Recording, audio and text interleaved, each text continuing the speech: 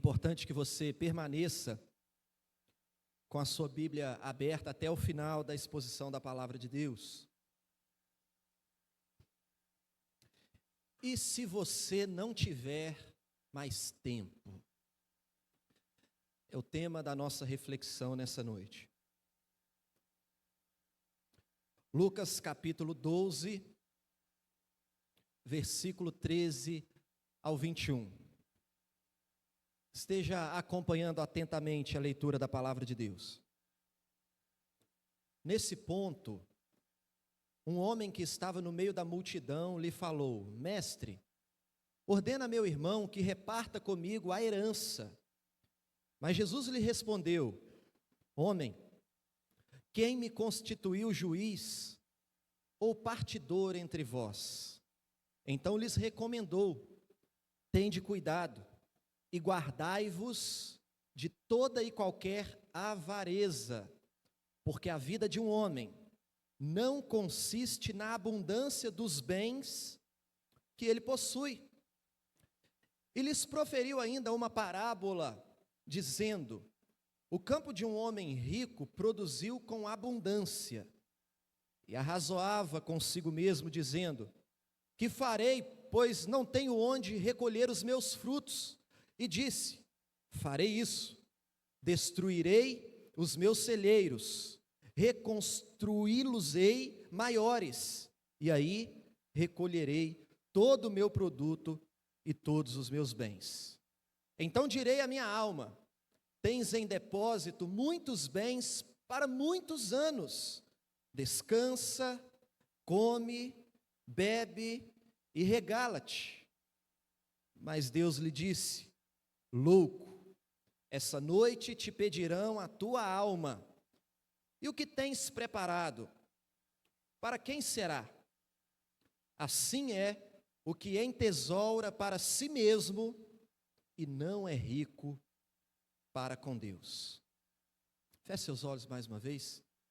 Pai amado, a tua palavra foi lida. E não há em nosso coração nenhuma dúvida de que é a tua palavra viva, eficaz, inerrante, suficiente. Nós nos dobramos diante de ti para suplicar ao Senhor, Pai, para que o Senhor venha sobre nós com o poder do teu Espírito e nos dê entendimento, Pai, daquilo que o Senhor quer comunicar em cada coração, em cada vida, e que o Senhor mude em nós aquilo que precisa ser mudado. Em nome de Jesus, amém. Meu amado irmão, qual é o teu sonho? Quais são os seus sonhos? O que você ainda deseja realizar em sua vida? Quais são os seus projetos para o futuro? Talvez o sonho de alguns aqui seja se casar, constituir uma família.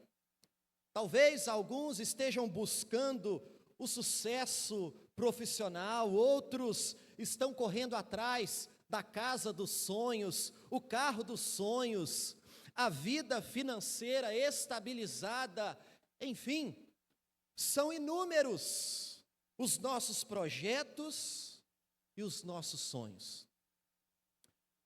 Mas a pergunta é: e se você não tiver mais tempo para realizar tudo aquilo que você está planejando? E se você não tiver mais tempo? Essa semana, o meu irmão me enviou uma mensagem dizendo assim: lembra do Guilherme? Não o Guilherme aqui. Lembra do Guilherme? A gente jogava bola com ele, a gente frequentava a casa dele. Eu disse: claro. E ele me disse: acabei de saber que ele está com câncer e a situação é muito delicada. Pelo que eu ouvi dizer, não há mais o que fazer, e meu irmão compartilhou comigo. Foi uma notícia muito triste, porque eu era muito próximo dele. Eu quero ver um jeito de ir lá, eu quero visitar o Gui. E aí eu disse para ele: olha, no início do mês que vem, eu vou tirar 15 dias de férias, e o meu plano é estar lá em Espera Feliz, a nossa terra natal. E eu disse para o meu irmão, vamos fazer o seguinte, programe-se também para você ir, e nós iremos juntos visitar o Gui. E aí eu já pensei, vamos orar por ele, enfim, vai ser uma alegria visitá-lo. Nós temos tempo ainda para ir visitar o Gui, mas o Gui não tem mais tempo. O tempo dele acabou ontem à tarde. Nós somos surpreendidos pela notícia de que ele não resistiu. Deus o tomou para si aos 35 anos de idade. Quantos planos ele não tinha para concretizar? Mas o tempo do Gui acabou. Essa parábola que nós acabamos de ler fala sobre um homem que planejou o seu futuro, só que ele não tinha mais futuro. Ele não sabia, mas naquela noite ele iria se deparar com a morte. Um pensador, que é também um pastor, ele disse certa vez algo muito duro, porém muito verdadeiro. Ele disse assim: o tempo é um bem escasso, porque nós o temos em pouca quantidade e ninguém sabe o quão escasso é o tempo nas nossas vidas. Essa é uma verdade com a qual nós precisamos lidar. Eu e você sabemos que a nossa peregrinação aqui na terra é curto. O nosso tempo é pouco diante da eternidade. Todavia, nós não sabemos o quão curto é o tempo para nós. Nós não sabemos quando que vai acabar o nosso tempo. Pode ser hoje, pode ser amanhã, pode ser daqui a 30 anos, enfim, nós não sabemos. Daí a importância dessa pergunta: e se você não tiver mais tempo? O tempo que você viveu até agora, a vida que você viveu até o dia de hoje, valeu a pena? O que você fez com o tempo que Deus te deu até agora? Meu irmão, você amou a Deus de todo o teu coração, com o tempo que o Senhor já lhe permitiu viver? Você amou o seu semelhante?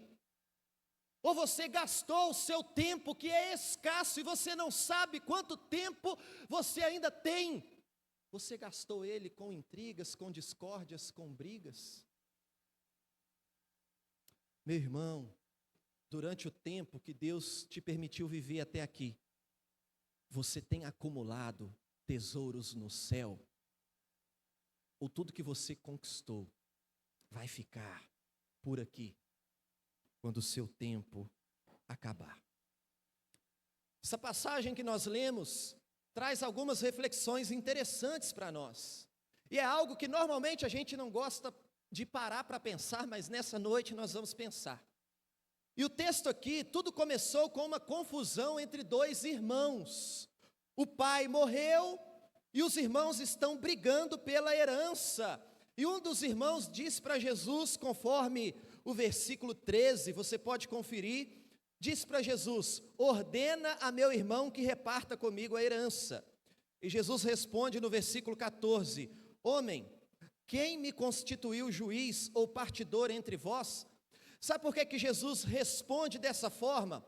Porque Jesus sabia que qualquer resposta que ele desse não iria resolver o problema. Jesus conhecia o coração daqueles irmãos e Jesus sabia que o problema não era a divisão dos bens, mas o problema era a avareza do coração, era a ganância do coração. Nenhum tipo de divisão ia apaziguar aquela briga. O que precisava ser resolvido era a avareza, a ganância do coração daqueles irmãos. E diante disso, Jesus ensina para a multidão que estava ouvindo, Jesus ensina uma lição espiritual sobre a avareza. Veja o versículo 15. Então lhes recomendou: tende cuidado e guardai-vos de toda e qualquer avareza, porque a vida de um homem não consiste na abundância de bens que ele possui. Olha o que Jesus está dizendo: guardai-vos de toda a avareza. Mas o que é a avareza, meus irmãos? A avareza tem a ver com a cobiça, é a sede de ter sempre mais e mais, é uma sede insaciável. Pode ser a sede insaciável pelo dinheiro, pode ser a sede insaciável pelas coisas que o dinheiro pode comprar, pode ser a sede insaciável pelo poder, a sede insaciável por um cargo importante, enfim. A orientação de Jesus é: guardai-vos de toda a avareza. E Jesus acrescentou: porque a vida de um homem não consiste na abundância de bens que ele possui. E aí, irmãos, para ilustrar essa lição espiritual sobre a avareza, Jesus desenhou, para o pessoal entender e para a gente entender melhor. Ele ilustrou, ele contou a parábola, que é a parábola do rico insensato. Deixa eu resumir aqui essa parábola. Jesus diz que a fazenda de um homem rico produziu com abundância, e ele começou a pensar: onde eu vou guardar todo o fruto do meu trabalho? E aí ele decidiu destruir os seus celeiros pequenos e construir celeiros maiores, e aí ele ia conseguir guardar todos os seus bens. E depois disso, esse homem rico ficaria tranquilo para o resto da vida. Ele mesmo disse: olha, o que eu tenho é suficiente para eu me manter por muitos anos. E o plano desse homem era o seguinte: depois que eu construir o meu grande celeiro, eu vou descansar, eu vou comer, eu vou beber, eu vou me divertir. Todavia, esse homem foi surpreendido pela voz de Deus, que diz para ele: essa noite te pedirão a tua alma, e o que você tem preparado, para quem será? Você conseguiu perceber? Esse homem está dizendo o seguinte: olha, eu tenho dinheiro para viver para o resto da minha vida, e Deus está dizendo para ele: o resto da sua vida é hoje à noite. E você vai fazer o quê com tudo isso que você conquistou durante a sua vida? Querido irmão, o que Deus está falando para esse homem é o seguinte: você não tem tempo para fazer tudo o que você está planejando, porque o seu tempo acaba hoje. E Jesus está perguntando: e aí? Você tem alguma coisa acumulada para a eternidade? Você conquistou algum tesouro no céu, ou tudo que você conquistou está dentro desse celeiro enorme que você construiu? Porque se tudo que você conquistou está dentro desse celeiro, vou te dar uma notícia: vai ficar tudo por aí, não tem mais utilidade nenhuma para você. E aí Jesus conclui a parábola dizendo: assim é um homem que acumula riquezas para si, mas não é rico para com Deus. Queridos, algumas lições aqui para nós, diante dessa passagem. Quero que você fique o tempo todo com essa pergunta na sua mente: e se você não tiver mais tempo? A primeira lição: as coisas materiais não podem saciar a sede da alma. As coisas materiais não podem saciar a sede da alma. Veja comigo o versículo 16. E lhes proferiu ainda uma parábola, dizendo: o campo de um homem rico produziu com abundância. Meu amado, para começar aqui, o texto está dizendo que esse homem, esse fazendeiro, era rico. Então nós precisamos aqui deixar claro uma coisa: o problema não é a riqueza.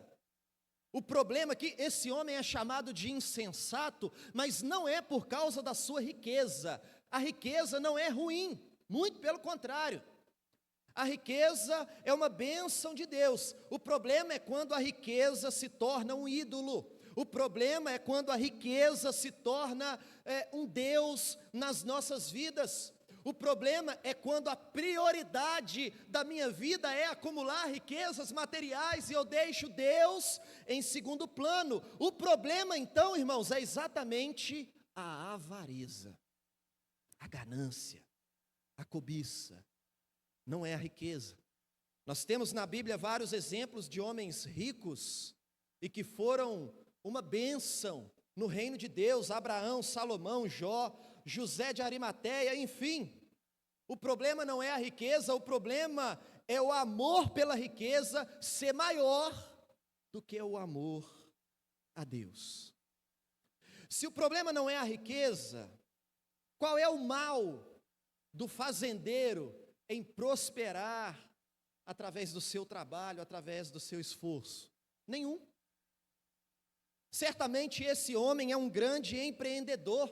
Certamente esse homem, para colher tantos frutos, certamente ele trabalhou com dedicação, ele trabalhou com planejamento, e o resultado disso é o lucro, é a riqueza, e mais do que isso, certamente esse homem gera emprego na cidade, na sociedade, e isso é muito bom, isso é positivo.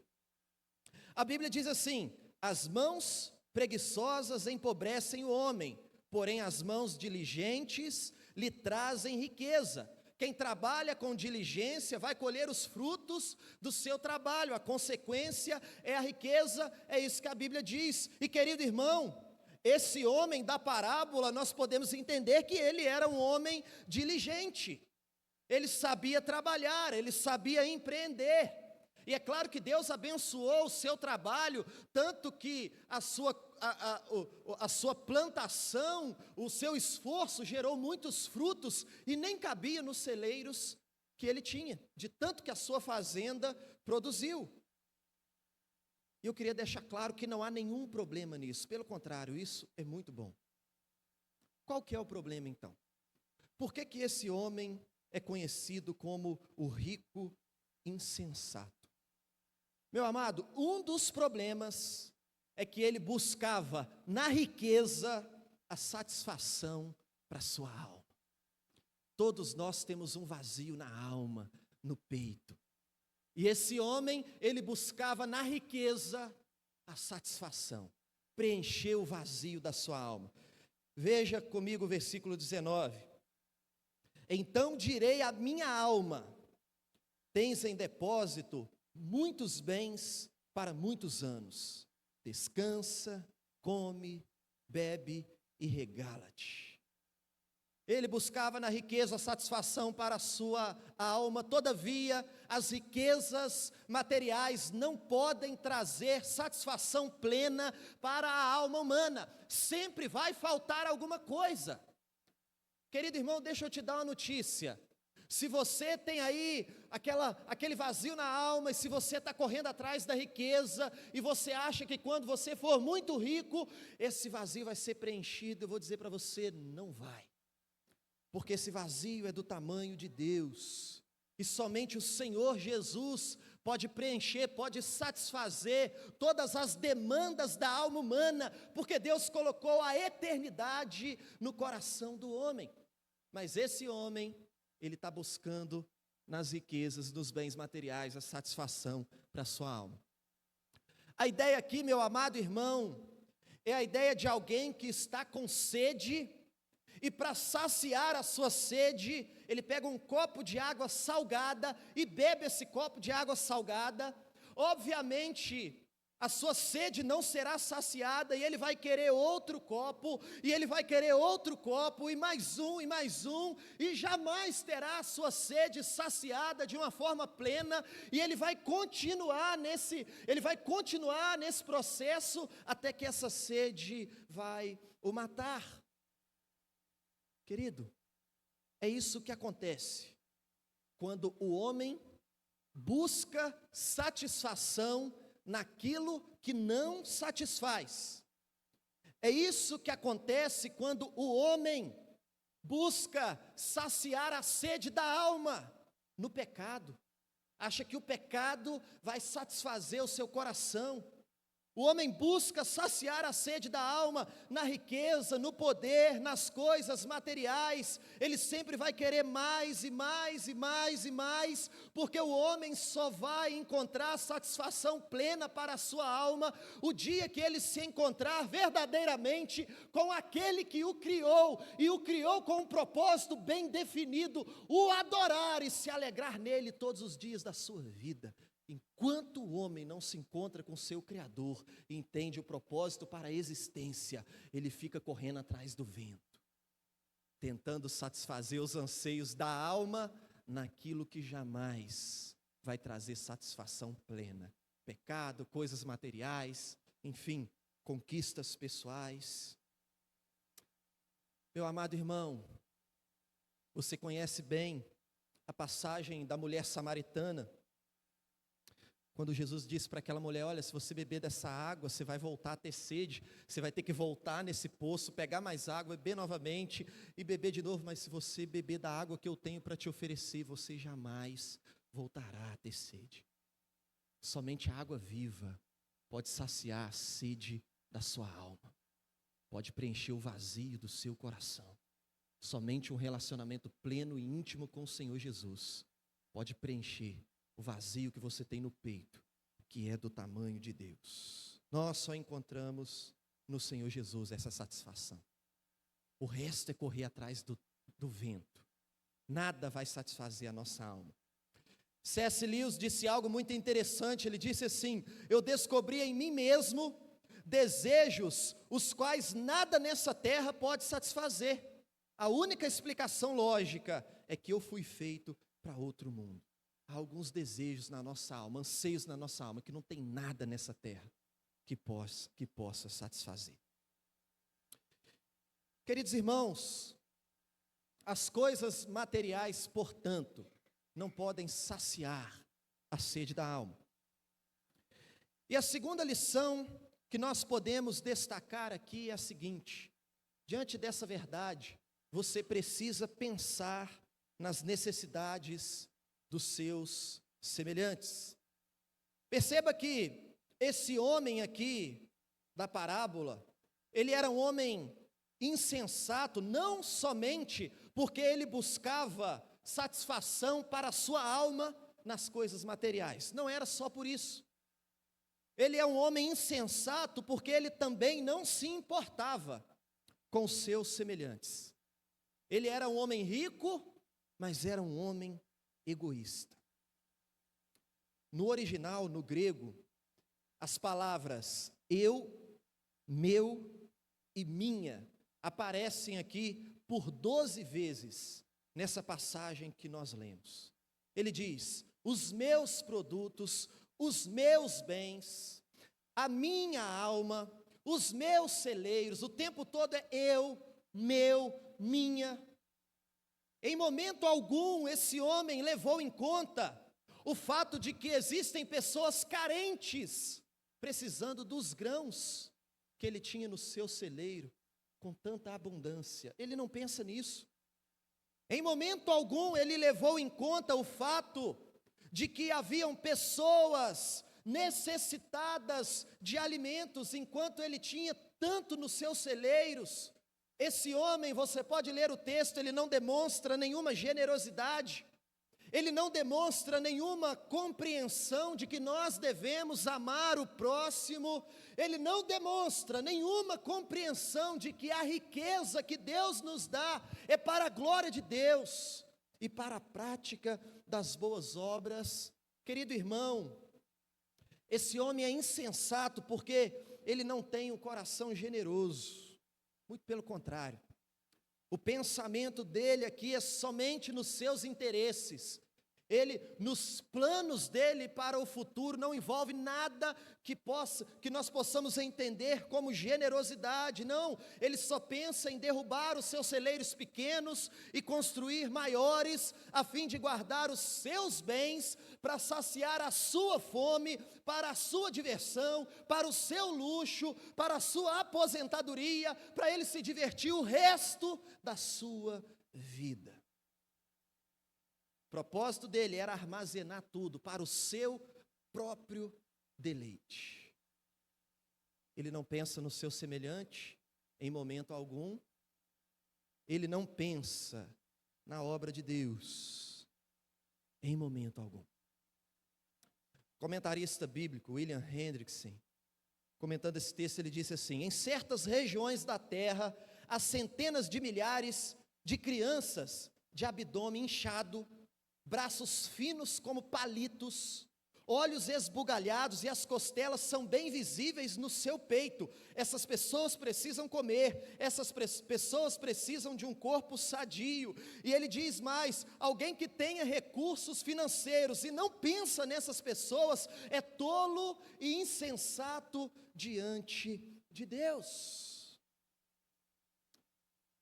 Em uma quinta-feira aqui do nosso estudo bíblico, eu compartilhei aqui algumas experiências lá do Comipres, a frente missionária que trabalha com plantação de igreja e ação social lá no sertão da Bahia, que nós contribuímos, que a gente ajuda a manter. E os recursos que a gente envia para lá são os recursos que você traz aqui e deposita no altar do Senhor.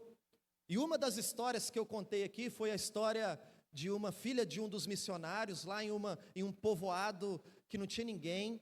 Se eu não me lembro, é Cocal o nome do povoado. Eu estive na casa desse missionário lá, e ela falando sobre Salomão, que Salomão pediu sabedoria para Deus e tal, e ela perguntou para as crianças: se você pudesse pedir algo para Deus hoje, o que você pediria?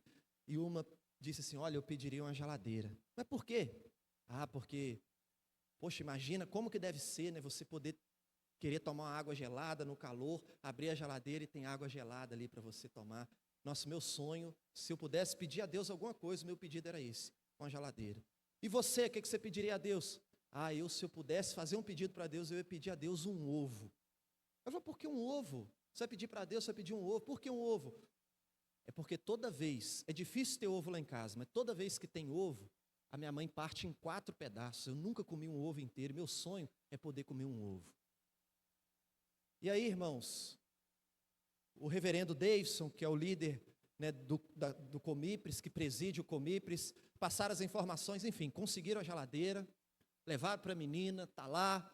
E aí, numa reunião que eu tive com ele recentemente, eu contei aqui para os irmãos, fizeram uma compra grande para essa família do menino que queria o ovo, e ele foi o reverendo Davidson, mais o missionário responsável pelo povoado, e eles foram lá levar a compra e foram para fazer o almoço para aquela família. E o Davidson é muito engraçado, ele vai estar aqui conosco na nossa conferência missionária no final de agosto, ele vai contar certamente muitas experiências de lá. Ele disse o seguinte para o missionário: olha, faz um bife a cavalo, e não bota um ovo não, bota 2 ovos. E o missionário falou: vou botar 4 ovos desse bife a cavalo.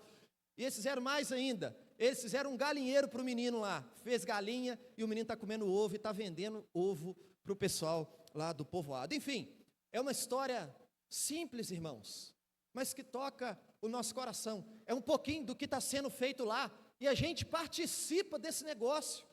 Quando você ora, quando você é fiel no seu dízimo, quando você é generoso nas ofertas, os recursos estão sendo enviados para que os necessitados sejam assistidos nas suas necessidades, e mais do que isso, para que os necessitados do Evangelho, aqueles que estão caminhando a passos largos para o inferno, eles estão ouvindo o Evangelho da graça do Senhor Jesus, e têm vida se rendendo a Cristo, porque nós somos parceiros dessas pessoas.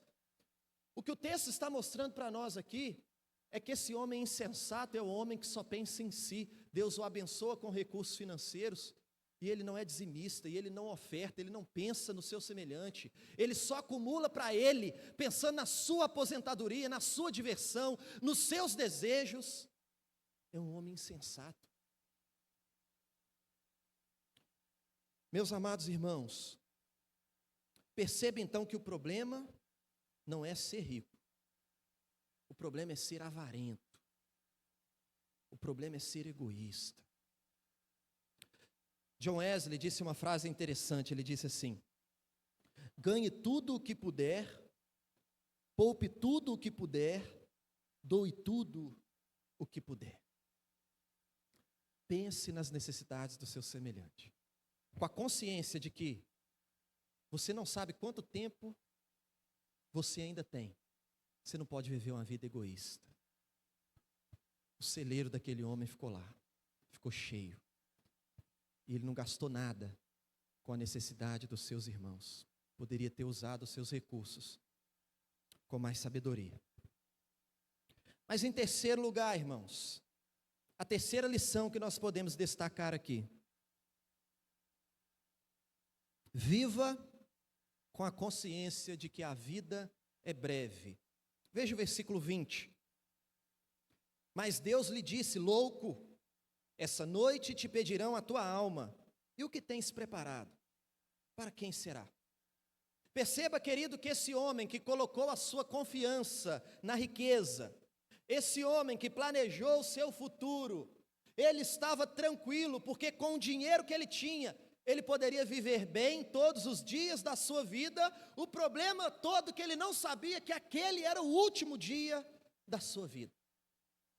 E Deus chama esse homem de louco, porque ele vivia como se não precisasse de Deus, porque ele pensava que tinha o controle da sua vida, ele pensava que tinha o controle da sua alma, ele pensava que tinha o controle do seu corpo.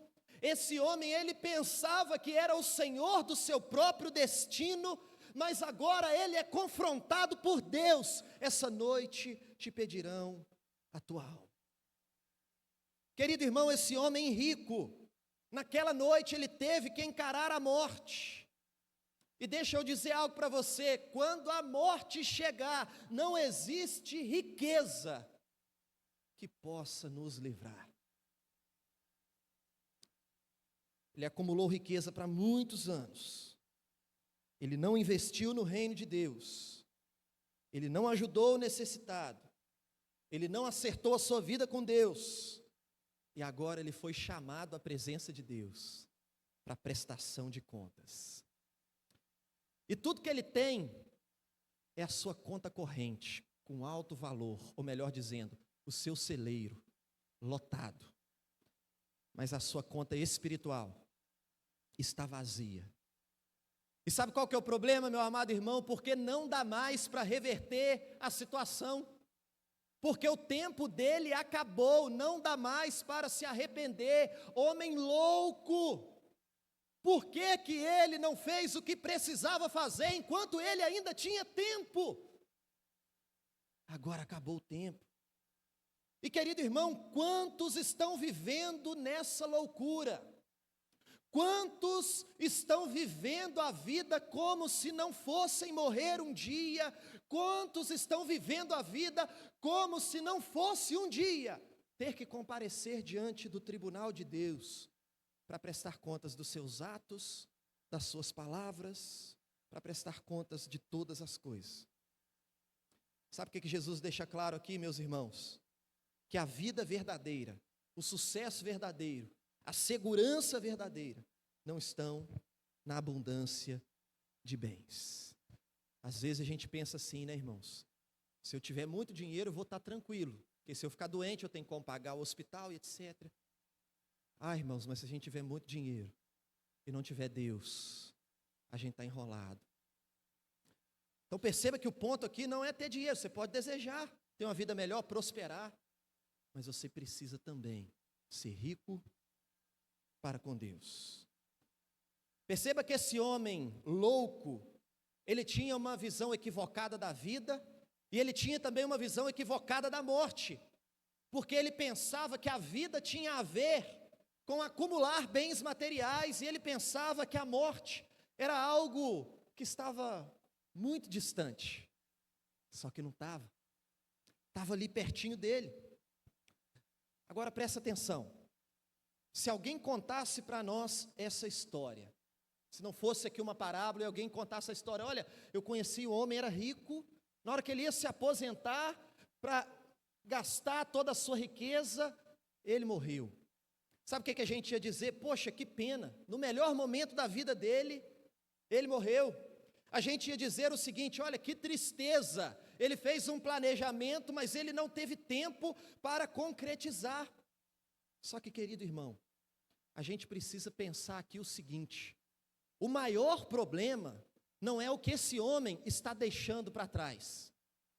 O maior problema aqui não é que ele encheu seus celeiros de bens materiais e ele vai morrer e não vai conseguir gastar os recursos que ele acumulou. O maior problema não é o que ele está deixando para trás, mas o maior problema desse homem é o que ele vai enfrentar pela frente.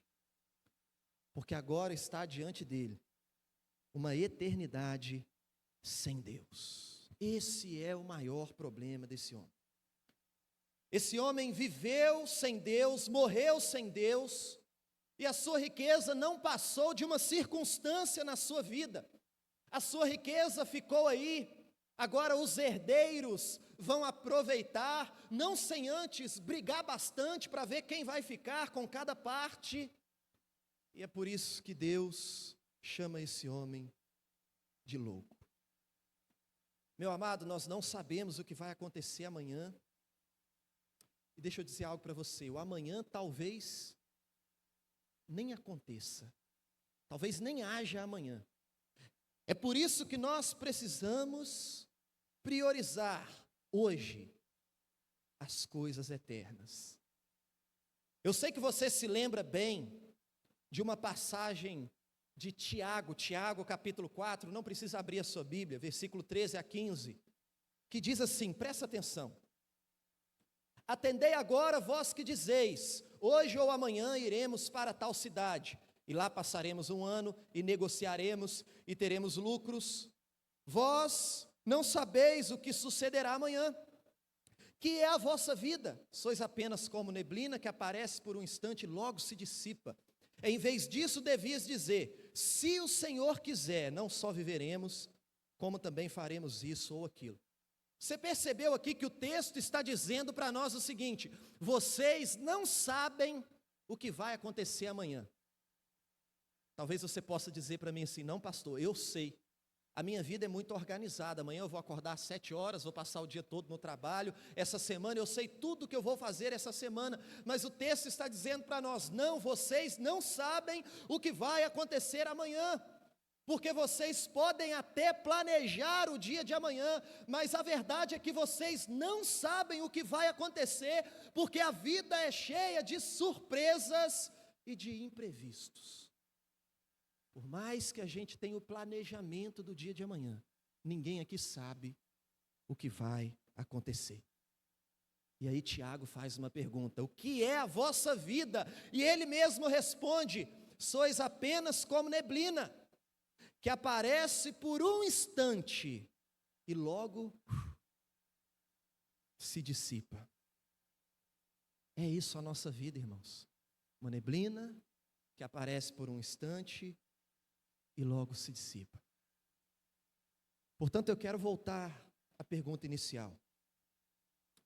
Meu amado irmão, responda essas perguntas que eu farei na sua mente e no seu coração. E se você não tiver mais tempo, a vida que você viveu até o dia de hoje valeu a pena? O que você construiu até aqui, o que você fez? Repito a pergunta, você amou a Deus acima de todas as coisas? Você amou o seu semelhante? Você acumulou tesouros no céu? Ou tudo que você acumulou, tudo que você conquistou, são coisas que vão ficar aqui na terra? Meu amado, se Deus chamar você hoje, como chamou esse rico insensato, para prestação de contas, você está em paz com essa possibilidade? Você precisa pensar nisso. Se Deus te chamar hoje, para estar diante dEle e prestar contas da sua vida, você está em paz com essa possibilidade?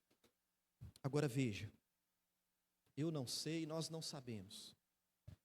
Eu não sei se você tem pouco tempo, se eu tenho pouco tempo, se você tem muito tempo, se eu tenho muito tempo, eu não sei.